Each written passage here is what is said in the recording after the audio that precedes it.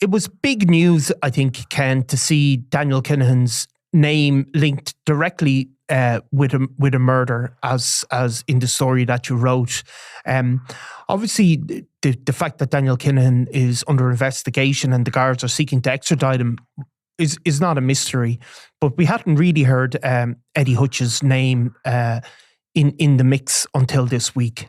Yes, Niall. I suppose this all emerged on Monday. There was a brief hearing, an inquest into the murder of Eddie Hutch, which happened in February 2016. And after hearing, a senior Garda detective gave evidence that 3 persons of interest in the Garda investigation into this feud murder had fled Ireland shortly after the fatal shooting. It's since emerged that one of those 3 suspects is Daniel Kinahan.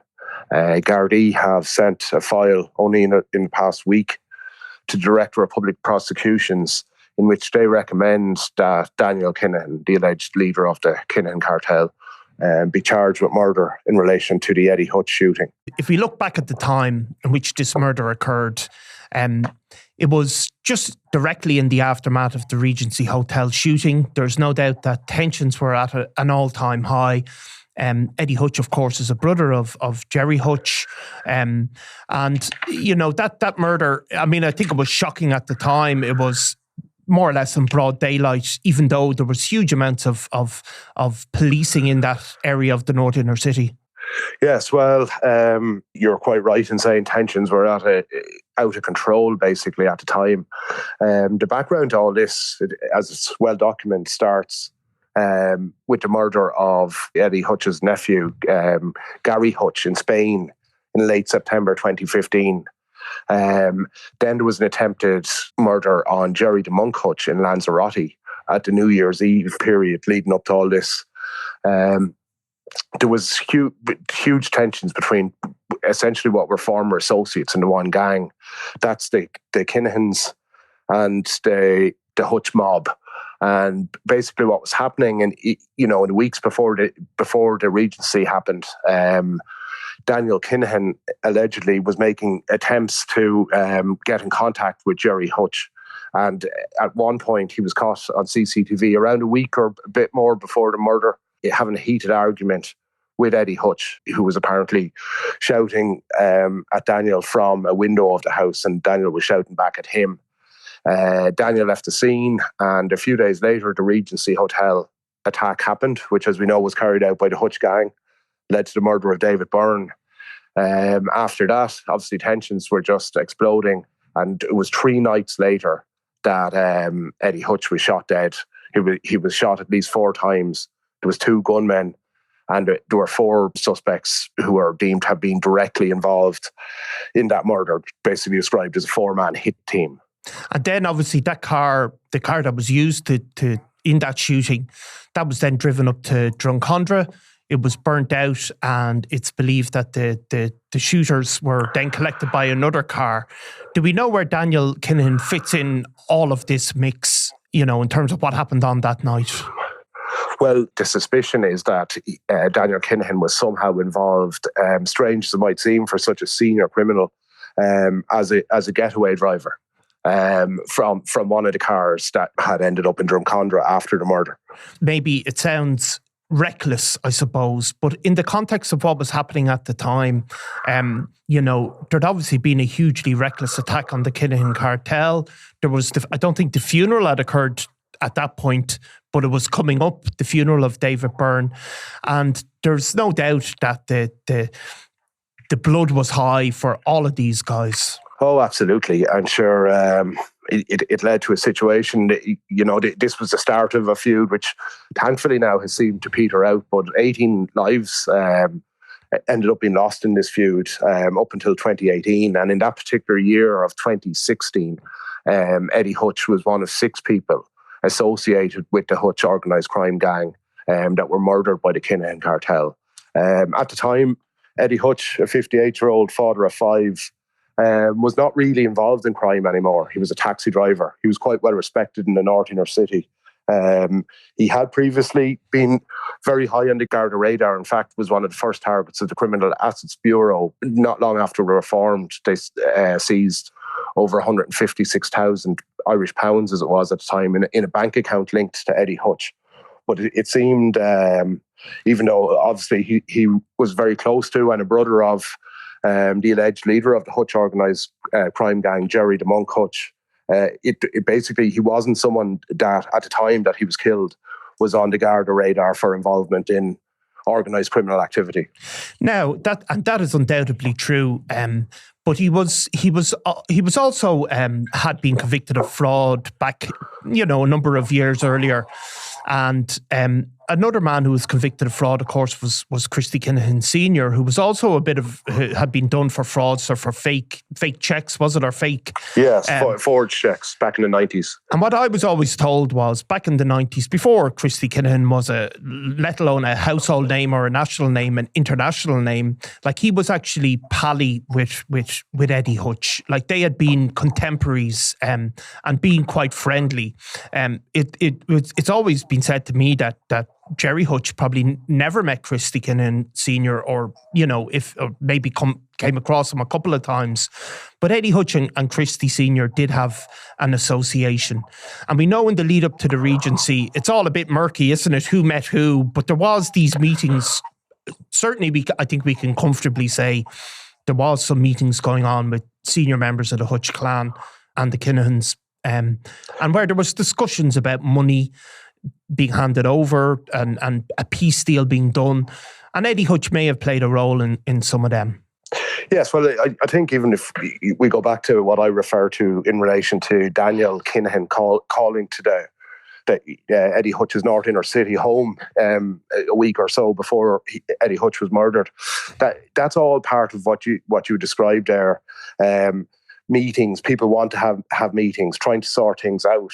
But also, on the other hand, a major threats floating around and major tension in the air.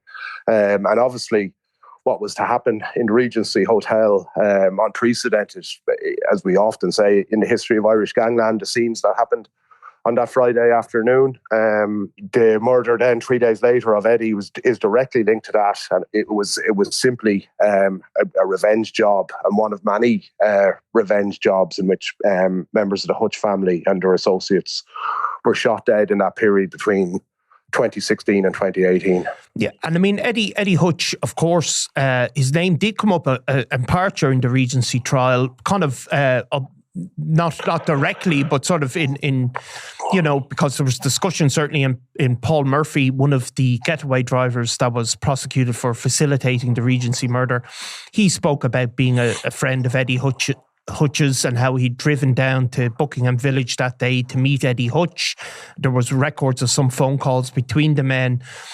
But all of that said, I mean, Eddie Hutch was even the money that you're talking about, the money, it was probably more resting in his account than he was than he was generating millions. I mean, he wasn't a particularly dangerous or violent person. And, where the Kinahans may have said he was playing a role, he certainly wasn't somebody that had that reputation at that point in his life. No, but on the other hand, I suppose Gardaí and I suppose most importantly for Eddie Hutch would believe that he, at a minimum, had knowledge of what transpired in the Regency Hotel.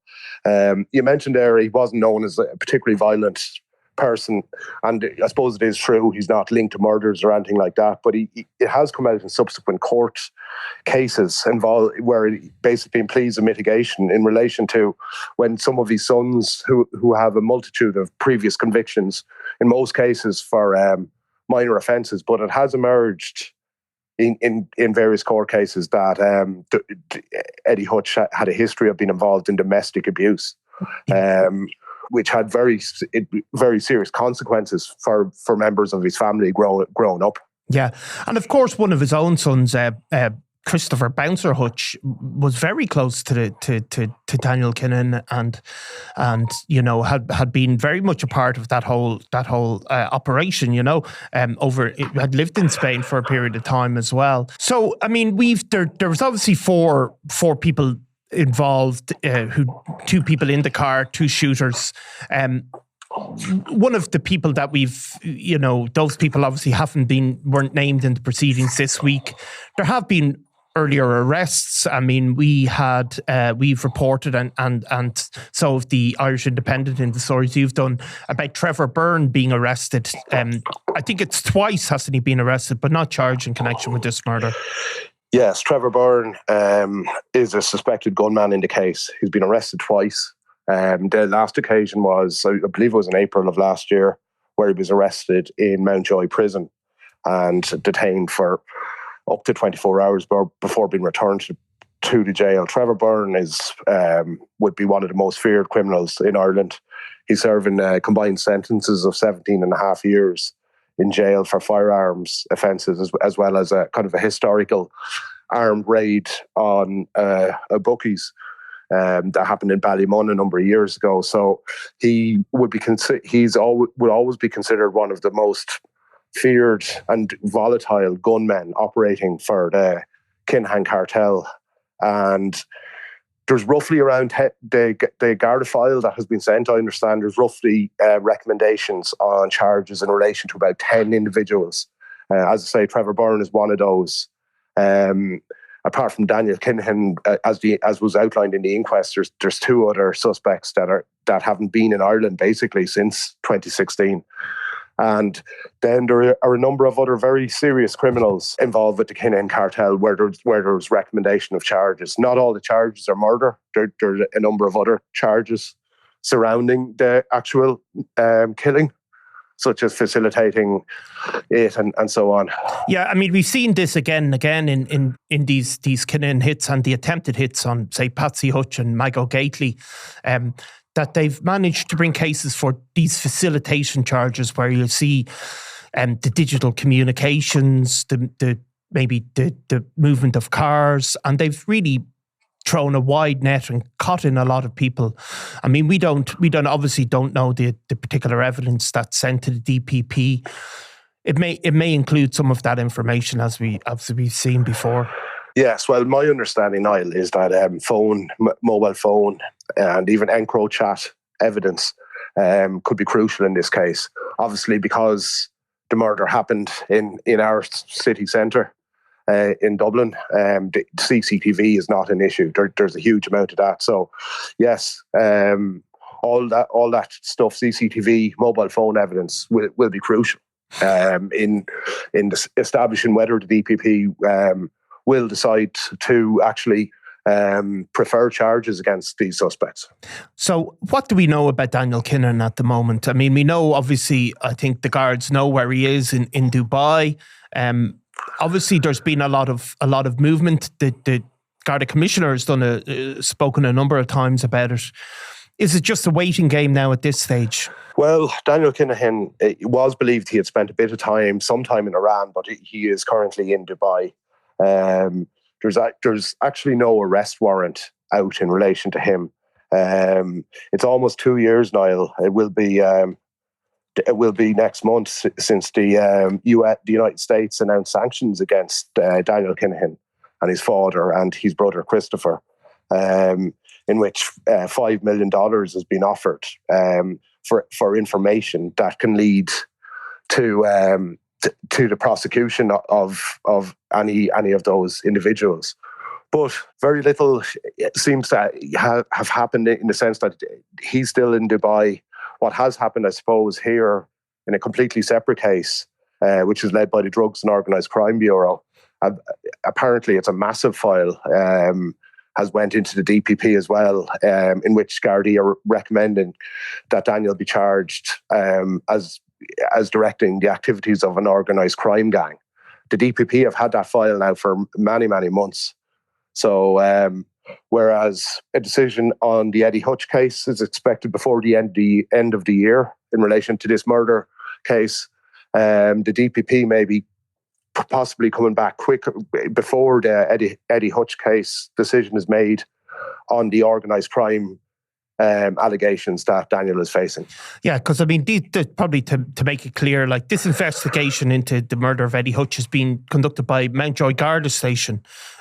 Yes, and obviously the directing a criminal gang is by as you said, the Drugs and Organised Crime Bureau. So these things are going on in parallel to each other, really. They are, and in relation to the organised crime investigation, it's been an investigation that's almost been going on for 7 or 8 years at this point. Even retired Gardaí who would have known Daniel when he was a young lad growing up around the Oliver Bond flats were called in at various points over the years to give statements as to what his character was like even as a young man. So it's very heavily detailed.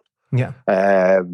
So, and apparently there's a number of volumes of evidence, volumes of books of evidence that have been submitted. So the DPP is still going through all that, and I suppose a decision will be made, I'd imagine, sooner rather than later in that case. Yeah, and of course, obviously, if a murder charge is brought, in some ways that can be simpler for the extradition of individuals, because murder is murder in all jurisdictions, where sometimes these complicated organised crime, because you're in a jurisdiction in Dubai and in Ireland, the laws have to kind of match up, I suppose. But really how it works over in Dubai is it's beyond our limited knowledge, isn't it, to an extent, the legal system over there? Yes, well, I suppose one thing we do know is there's no extradition treaty between Ireland and the United Arab Emirates. And it's interesting when we're speaking here about a potential murder charge in relation to Daniel Kinahan, but one of his closest, if not his closest current associate, Sean McGovern, a criminal from Crumlin, who's based out in Dubai as well. There is actually, it's at a much further point than the situation with Daniel. There is actually a warrant out for Sean McGovern's arrest in relation to one of the feud murders. But yeah, and this has been, I suppose, it's common knowledge in relation to McGovern for around about 2 years, maybe since the time those sanctions were announced back in 2022. But he remains out there, and it seems the guards are desperate to have him back, but he's still in Dubai, even though there's this arrest warrant out for him. Yeah, and look, I suppose that everybody has said it, but I think it's fair to say it is a kind of a test case for the willingness of the Dubai authorities to extradite these guys. But time will tell, no doubt. And when it does, if anything does happen, it'll be a massive story, I think. If you think, Ken, do you remember when you first wrote Daniel Kinahan's story? Could you think back how long it would have been? I'd imagine, Niall, it was probably, we would have been colleagues together back in the Star Sunday days. I think it was probably around about the time of Operation Shovel in Spain, which was 2010. And I think at the time, you would have covered it too, Niall. Yeah. There was an expectation that this kind of was the beginning of the end of this massive organised criminal organisation. But what the reality was, even though Daniel and his father and brother were arrested as part of that, they were all later released. And essentially that, and it was a big bells and whistles international investigation. That ended up in reality kind of going nowhere, apart from the fact that international police authorities, and including our own, were able to gather, a load of evidence to see just how big this cartel was, but it didn't stop them being a juggernaut in terms of organised crime, and they still are actively involved in international drugs trafficking. Yeah, and I mean the role has changed. I mean, there's no doubt in terms of in this country they don't have the operation on the ground that they did, but I mean it's the belief really is that they're still acting as a broker or being involved in these major shipments, even if they're not then involved in the distribution as they once were. Yes, they very much have huge international contacts, and often, if we see drug seizures on a massive scale, like on what happened down off the coast of Cork last year, the belief always is when it's that amount of stuff, which was the most cocaine that was ever seized in Ireland by value, that's an organisation like the Kinahan cartel would have had to have some involvement in it. Yes. Well, thanks very much, Ken.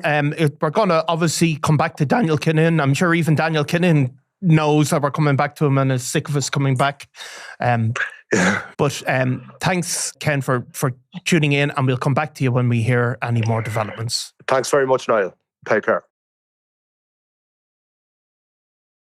I'm Nicola Tallant, and you're watching Crime World, a podcast about criminals, drugs and the underworld in Ireland and across the globe.